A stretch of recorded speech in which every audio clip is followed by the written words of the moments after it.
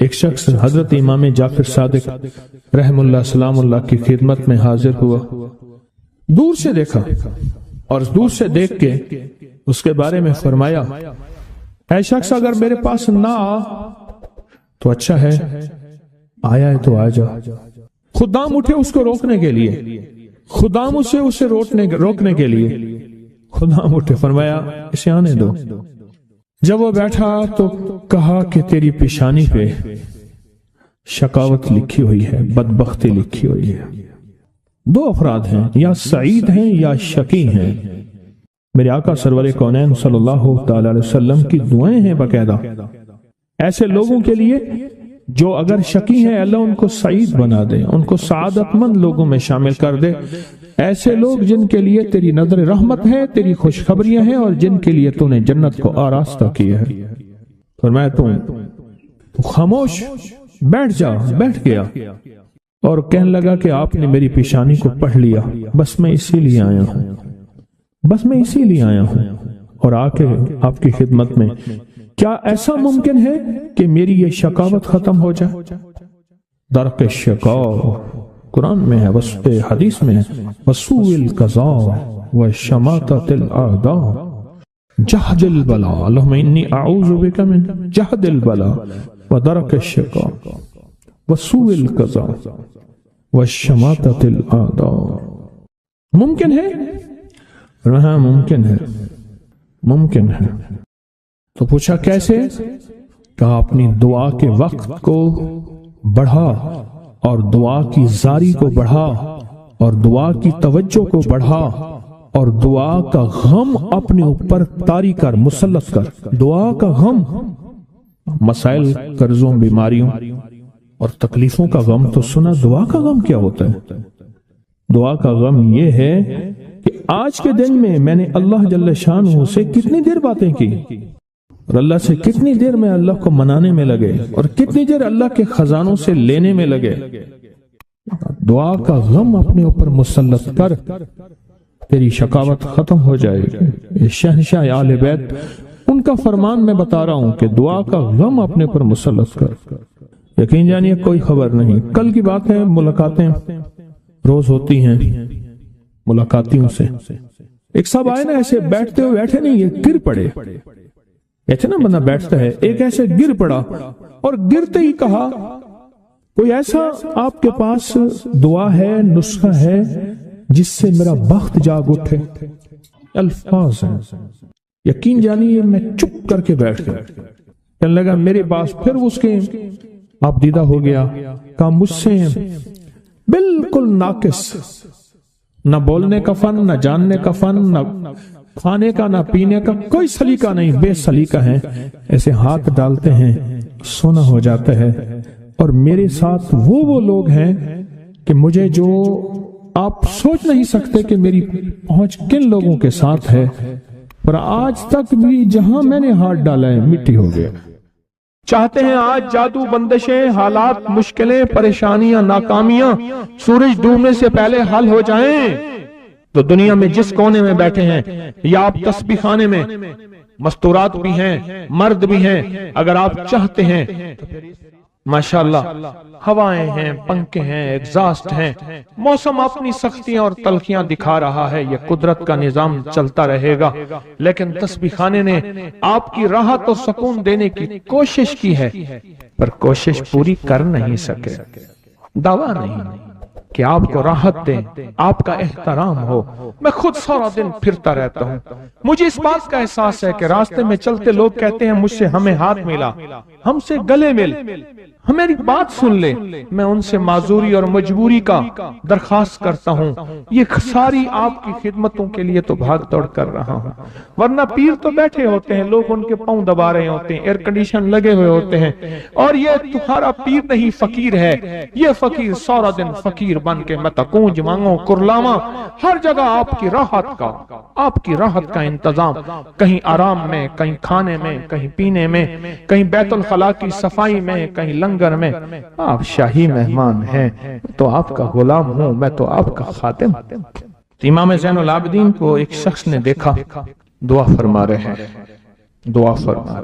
اور دعا میں یہ کلمات بار بار پڑھ رہے ہیں، بار بار دہراتے ہیں، پلٹ پلٹ کے پڑھتے ہیں، لپک لپک کے پڑھتے ہیں، جھک جھک کے پڑھتے ہیں، ڈوب ڈوب کے پڑھتے ہیں، ٹوٹ ٹوٹ کے پڑھتے ہیں، اور غم کی کیفیتوں سے پڑھتے ہیں، دل کی گہرائیوں سے پڑھتے ہیں، ہاتھ اٹھا کے پڑھتے ہیں، پھر ہاتھ اوپر اٹھا کے پڑھتے ہیں، پھر دعاؤں میں جھک کے پڑھتے ہیں، پھر اٹھ کے پڑھتے ہیں، کیفیتوں کے ساتھ یہ الفاظ بار بار پڑھ رہے ہیں۔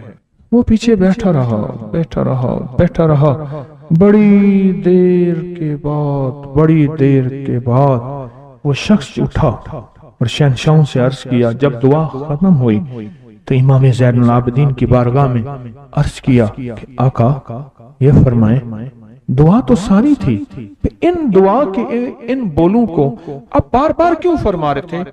تو عجیب بات فرمائی، فرمایا حدیث میں نے پڑھا ہے، میرے نانا حضرت محمد صلی اللہ تعالی وسلم کا فرمان ہے، جو شخص یہ کلمات پڑھتا ہے اس کا ثواب اللہ کے ہاں اور کوئی نہیں جانتا۔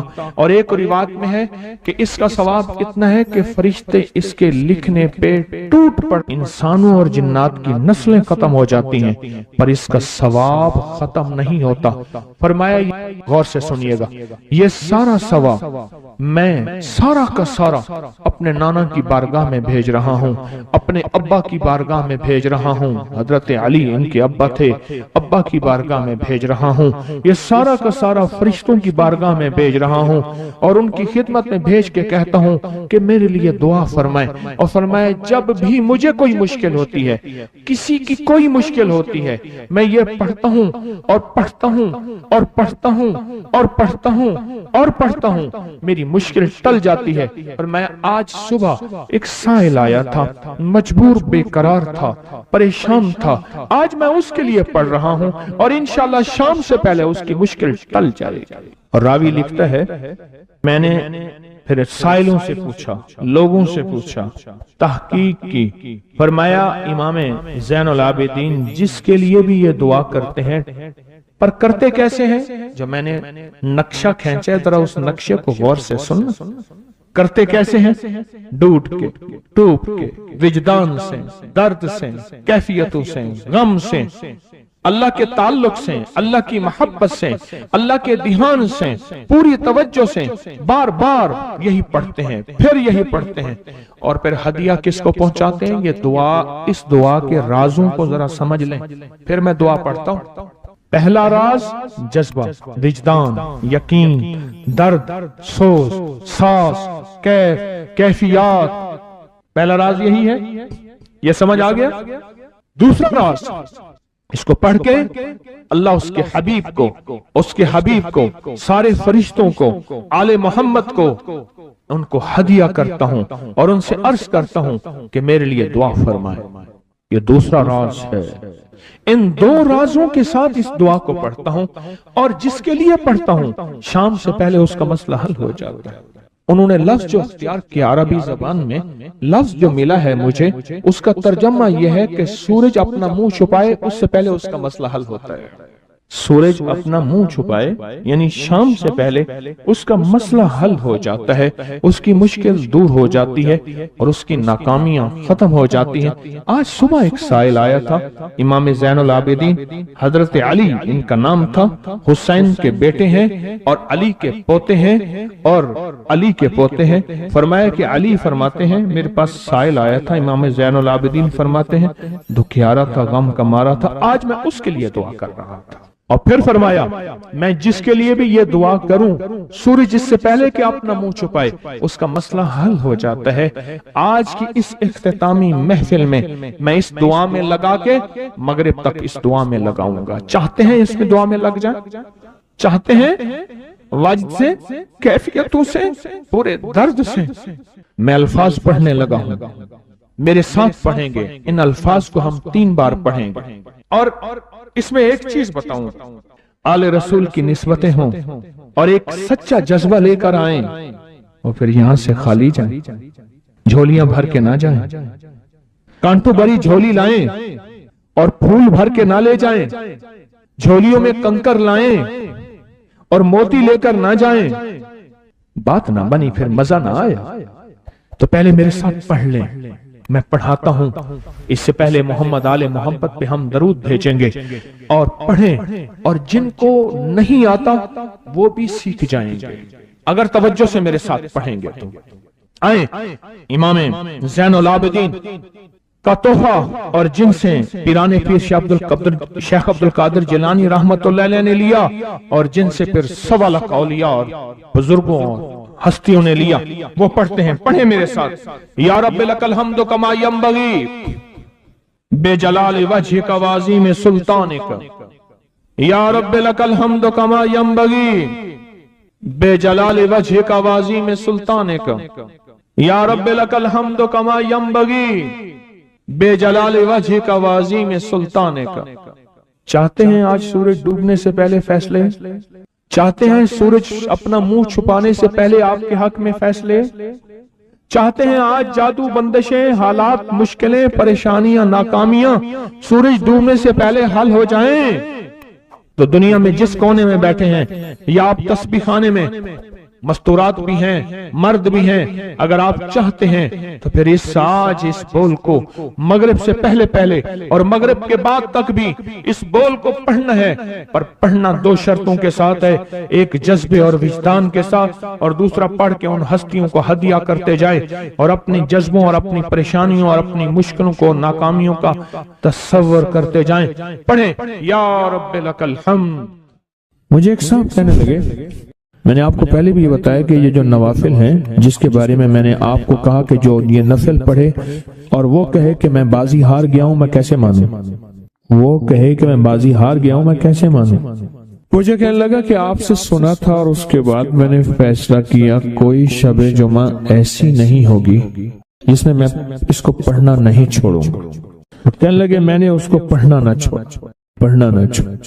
کاخ میں نے خواب دیکھا اللہ، کہا کہ حضرت صدیق اکبر، فاروق اعظم، عثمان غنی ہیں اور حضرت امام حسن ہیں، یہ 4 ہستی ہیں، اور ان کے پیچھے مجمع ہے جو محسوس ہو رہا ہے، بڑے بڑے صحابہ ہیں، اہل البیت ہیں، یا تبع تابعین اولیاء، بڑی ہستی ہیں۔ بس یہ مجھے کہنے لگے یہ 4 ہستیاں محسوس ہوئیں، تو کہا ہر ہستی نے مجھ سے ہاتھ ملایا اور میں نے ان کا ہاتھ چوما، اور ہاتھ چومتے ہوئے ہر ہستی نے مجھے ایک بشارت دی، اور میں نے ان سے پوچھا آپ نے یہ مجھے بشارت کس لیے دی؟ فرمایا تو شب جمعہ میں 2 نفل نہیں پڑھتا، وہ آیت الکرسی اور اخلاص والے، وہ سب تک پہنچتے ہیں، وہ ہمارے پاس بھی پہنچتے ہیں، اور ہمارے پاس جو پہنچتے ہیں وہ بہت ڈھیر پھولوں کا ہوتا ہے، خوشبو کا ہوتا ہے۔ کہا کہ پھر انہوں نے ایسے اشارہ کیا، دیکھا تو پھولوں کا ایک پہاڑ تھا، پھولوں کا کیا تھا، اور اس پہاڑ کے ساتھ خوشبو، اور کہا یہ پہنچتے ہیں، یہ چیز پہنچتی ہے کہ جو شخص یہ چاہتا ہے اللہ میری نسلوں کے لیے رزق کے دروازے کھلے رکھ، رزق کے روحانی اور رزق کے جسمانی، اللہ میری نسلوں کے لیے دنیا کی مہنگائیاں، حالات، کرائسس، ناکامیاں، اور پتہ نہیں آگے مہنگائیوں کی صورتحال کیا ہوگی، لیکن اللہ مجھ سے اور میری نسلوں سے رزق نہ چھین۔ تو فرمایا اس شخص کو کہے کہ سورۃ فاتحہ پڑھ، اور سورۃ فاتحہ کو ایک بار پڑھ، اور جب پہنچ ایاک نعبد و ایاک نستعین، اس کو 40 منٹ ایسے وجدان، ایسے درد، ایسی کیفیت کہ